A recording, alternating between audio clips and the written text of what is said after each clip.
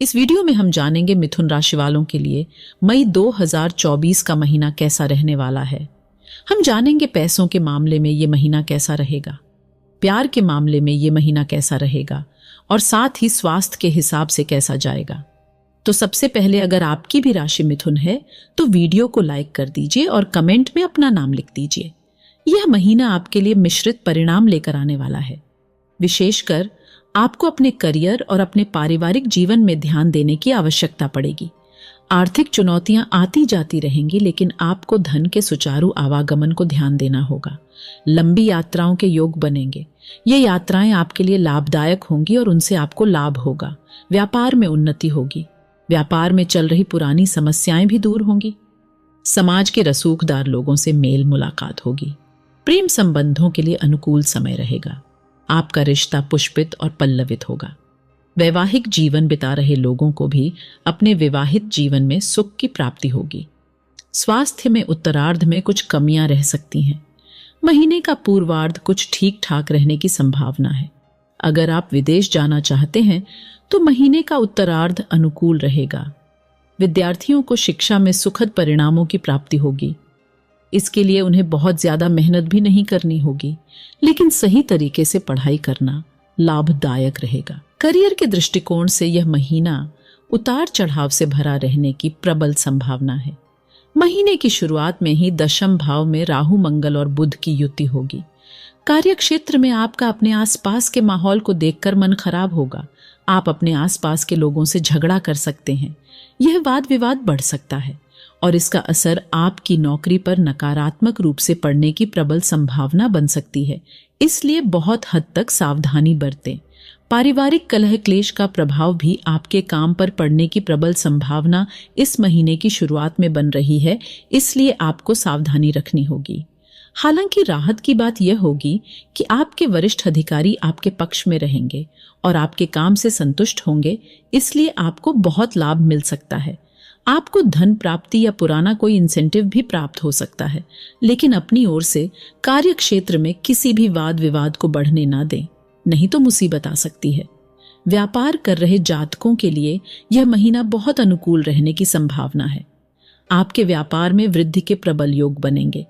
पहले से व्यापार में जो समस्याएं आ रही थीं, वह समस्याएं भी अब दूर हो जाएंगी और आपका व्यापार प्रगति के पथ पर अग्रसर होगा।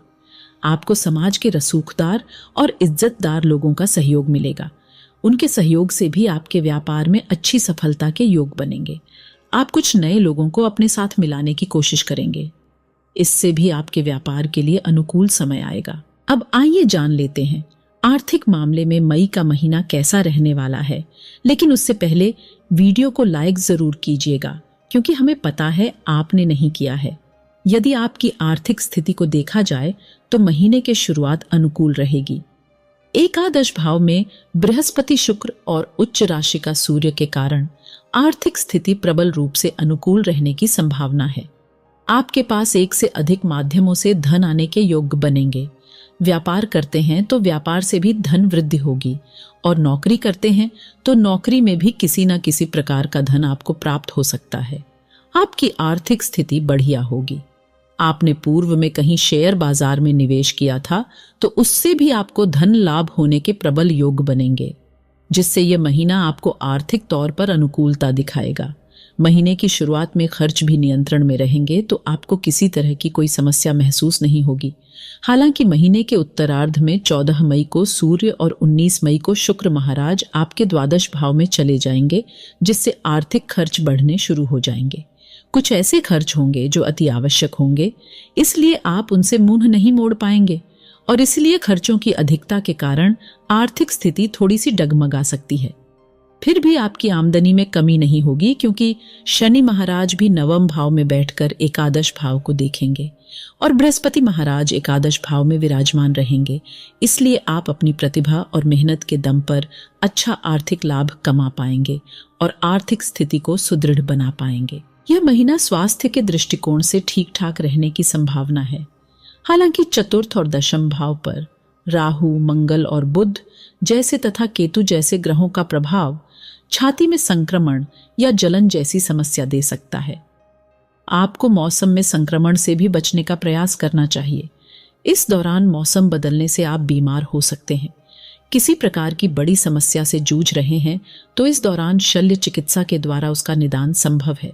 आपको यह विश्वास रखना होगा कि आप उस बीमारी से बाहर निकल सकते हैं, तो इस दौरान आपको अच्छी सफलता मिलेगी और आप इन परेशानियों से बाहर निकल पाएंगे।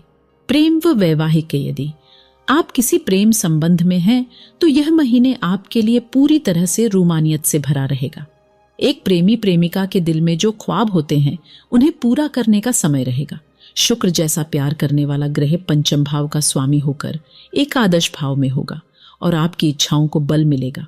आपकी इच्छाओं को पंख लगेंगे और आप अपने प्रियतम के साथ प्यार की पींगे बढ़ाते हुए नजर आएंगे। बृहस्पति और सूर्य का प्रभाव रहेगा, जिससे बीच बीच में अहम का टकराव हो सकता है, लेकिन इन्हीं ग्रहों की कृपा से आपका प्रेम विवाह भी हो सकता है। इसलिए आप पहले से ही किसी प्रेम संबंध में आते हैं तो अपने प्रियतम से विवाह के बारे में स्पष्ट रूप से बातचीत करें। विशेष रूप से 14 मई से 19 मई के बीच आप अगर बात करते हैं तो आपको अच्छी सफलता मिल सकती है और आपका प्रेम विवाह हो सकता है। विवाहित जातकों के लिए भी यह महीना बहुत अनुकूल रहने वाला है। सप्तम भाव के स्वामी देव गुरु बृहस्पति का द्वादश भाव में विराजमान रहेंगे, जिससे आप और आपके जीवन साथी के बीच प्रेम बढ़ने की प्रबल संभावना बनेगी। आपका वैवाहिक जीवन शुभ रहेगा। आपके जीवन साथी के माध्यम से भी आपको धन लाभ और सामाजिक लाभ होने के योग्य बनेंगे। आपका आपसी सामंजस्य इतना बेहतर होगा कि आप अपने परिवार की चुनौतियों को दूर करने में मिलकर साथ देंगे। और यदि आप संतान प्राप्ति की इच्छा रखते हैं तो इस दौरान आपको कोई खुशखबरी भी मिल सकती है। यह महीना पारिवारिक तौर पर कुछ परेशानीजनक रहने की संभावना है। चौथे भाव में केतु और दशम भाव में राहु, मंगल और बुध महीने की शुरुआत में ही स्थित रहेंगे, जिससे पारिवारिक जीवन में अशांति का दौर रहेगा।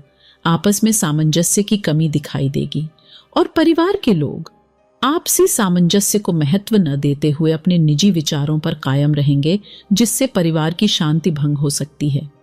इन स्थितियों से बाहर निकलने में आपको भी प्रयास करना होगा। हालांकि भाई बहनों से आपके संबंध बहुत अच्छे रहेंगे, वे हर स्थिति में आपका साथ देते रहेंगे। अब आइए कुछ उपाय जान लेते हैं, लेकिन उससे पहले वीडियो लाइक कर दीजिए।